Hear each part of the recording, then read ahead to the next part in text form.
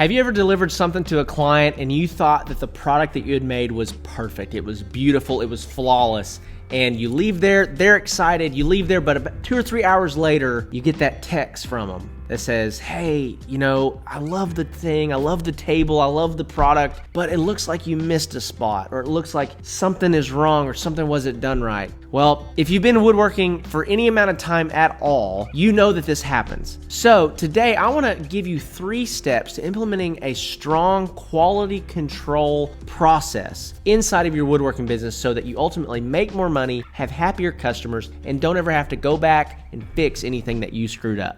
Let's dive in. All right, well, welcome back to the channel. Welcome back to the show. If you're watching this on YouTube, make sure to go check out the podcast. Listen, everything that you're watching here, you can find on the podcast. So if you're in your shop working or you're driving down the road and you can't watch a video, but you want to learn more business acumen around your woodworking or your handmade business, be sure to check that out. It's just under Handmade Business Secrets with Zach Vaught. So in today's video, I want to talk to you about creating quality control processes inside of your woodworking business. Now, as you start to grow and as you start to hire more people inside of your shop, the need for quality control is going to increase, because if I were to guess, if you're the owner of your woodworking business, you're probably meticulous about every little detail. You probably look over every inch of the product. You probably have these things that are just ingrained in you because it's your baby, it's your business. You want everything to be perfect, right? Well, the reality is as you start hiring employees or as you start growing as a company, quality control will begin to slip unless you are super proactive and make sure that this is not an issue. So I want to talk to you today. I want to give you 3 things that you can do to implement a strong quality control process to make sure you're making more money, you have happier customers, and then you're not having to redo any of your work, because that's the worst, because you're making no money when you're redoing work. So number 1, you need to create SOPs that either you or your team follows. So Zach, what's an SOP? SOP stands for Standard Operating Procedure. And what this means is that it's just the way that we do something all the time. This is what we do. This is how we do what we do. And guess what? You already have some SOPs, most likely. But the problem is that you've never written them down. Nobody else would be able to walk inside of your business and know what your SOPs are. You have it all up here, but if you got into an accident tomorrow and you could no longer be a woodworker, you couldn't walk, you couldn't use your hands, and you had to try to continue to run your business only from hiring other people, you would be in trouble, my friend, because you've never written this stuff down. So one of the main things that you have to do is just take your knowledge that you have inside of your head and get it on paper. And here's the truth, is as you start to do this, you're gonna think, man, this is such a waste of time. This is such a waste of time. I can just do it. I know how to do it. I can do it faster.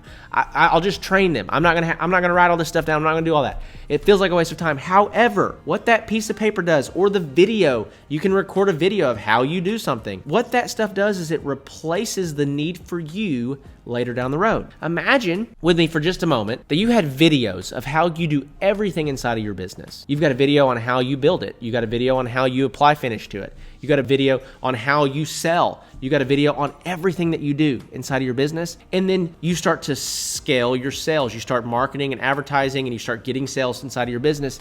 And you could just give somebody access to these videos and they would know exactly how to run your shop inside of your business. How cool would that be? It'd be super cool. But no one takes the time to record those videos, right? And so be the person that does it differently and either record videos, write it down, document how you do what you do. You need standard operating procedure documents or videos or something so that you can easily and quickly scale your business. And so that you don't screw stuff up, so that people don't miss steps. You continue to do what you're supposed to do. Here's number 2. Implement checkpoints inside of every step of the process inside of your shop. Now, this is one of those things that when we started to do this inside of my own woodworking business, it really changed the game for us, because what would happen would be we would build a table and it would go all the way through the entire manufacturing process and spit out the other side, and it would be ready to be delivered to the customer. And I would come into the shop and I would check on it, and I would realize that something was built wrong. I would realize that the tabletop wasn't flat. I'd realize that there wasn't enough sanding, or there was swirl marks in the top, or there were these things that should have been caught way back at the beginning of the process. And so what we did is we implemented checkpoints along the way to make sure that before it goes from this phase to this phase, that it's completely perfect. let's say that we have 4 or 5 phases inside of how we make what we make. So we build it, we sand it, we stain it, we paint it, we lacquer it, and then it goes out the door. So that's 5 things, okay? We want to have a checkpoint in between every single one of those steps to make sure that what's coming from the previous step is flawless. Let me just tell you, once you get stain on something and you get lacquer on something, it is 10 times as hard to go back and fix the circle marks that are in the top of the wood, right? It's so much easier to fix if you can catch it before you put stain on it. It's so much easier to fix if you can catch it before you put lacquer on it. So implementing checkpoints along the way will allow you to absolutely 10x your quality control inside of your business. So that leads me to my next point. Now, the first 2 points we talked about kind of addressed problems that we might have inside of our business, and that are legitimate problems. We made mistakes, we messed up. But one of the things that tends to happen a lot is that you have customers that just didn't know what to expect, especially inside of the custom woodworking space. You know, they had something in mind and you had something in mind, and these things just did not align with each other. So one of the things that will just honestly allow you from a quality control standpoint to put out a better quality and for there to be total and clear expectations on behalf of the client is making your expectations extremely clear.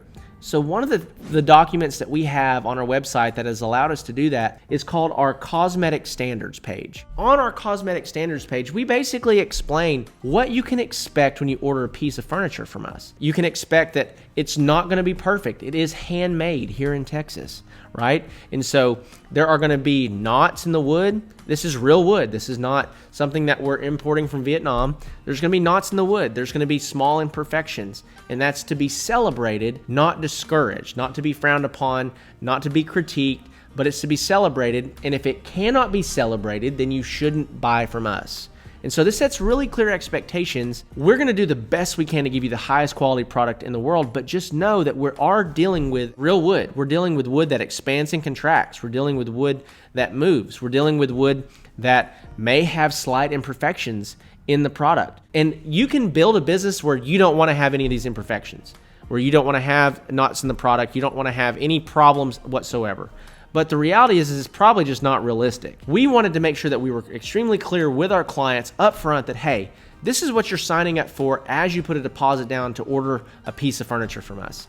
And so as we've done that, it's just opened up the channel of communication. If we bring something to their home, bring it in, and they see it, a small imperfection, they're not thinking, oh my gosh, I just paid so much money and here's a small imperfection. But they're seeing the unique character inside of that piece of furniture. Hopefully this helps you in your journey and in your path to building a strong quality control process inside of your business. I'm right there with you. I hate doing rework. I hate having to have those difficult conversations with clients. And a lot of times if that happens, you're not going to get a great referral out of them either. So we want to make sure that we're getting referral business. We're not having to go back and rework anything. And implementing these 3 steps is really going to allow you to do that on another level. So if this video was helpful to you at all, be sure to make sure that you subscribe. You leave me a comment. Let me know what your thoughts are, what you're jiving with. Hey, what you're not jiving with. I'm cool with it. I can take some constructive criticism. And then lastly, if you're trying to grow your own woodworking business and you just can't seem to break through from sales and marketing, and even if you did, you wouldn't know how to scale up your team, well then I want to encourage you to apply for our Woodworking Business Accelerator program. And that's a program that I have that's helped tons of people across the United States and Canada now start scaling their woodworking operations. And I have clients that started around $3,000 to $5,000 that are now doing $30,000 or $40,000 a month. In less than a year, guys. They've scaled at an incredible rate. If that's you, make sure that you click the link below, you check that out. And hey, if you're a newbie, you're trying to get started, make sure that you check out my free ebook. It's called the Handmade Business Secrets book. It's only like 87 pages long, and it basically walks you through the principles that you need to know in order to be successful as you start your journey. So with that being said, as always, I love you. I thank you so much for your time, and I will see you guys in the next video.